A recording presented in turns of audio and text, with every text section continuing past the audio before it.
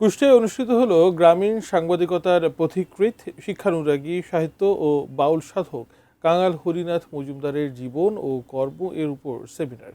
বিকেলে কুমারখালীতে কাঙাল হরিনাথ মজুমদার স্মৃতি জাদুঘরে আয়োজিত সেমিনারে মূল প্রবন্ধ উপস্থাপন করেন শক্তিপদ হালদার। উপজেলা নির্বাহী অফিসার ফারজানা আক্তারের সভাপতিত্বে সেমিনারে কাঙাল হরিনাথ মজুমদারের জীবন ও কর্মের উপর আলোচকরা বলেন, আজকের যুগে যে স্বাধীন ও নির্ভীক সাংবাদিকতার কথা বলা হয় তার পথপ্রদর্শক কাঙাল হরিনাথ মজুমদার। তিনি ঊনবিংশ শতাব্দীর বাংলা লোকসংস্কৃতির অন্যতম ধারক ও বাহক ছিলেন। গ্রামবার্তা প্রকাশিকা প্রকাশ করে আজও তিনি স্মরণীয় হয়ে রয়েছেন।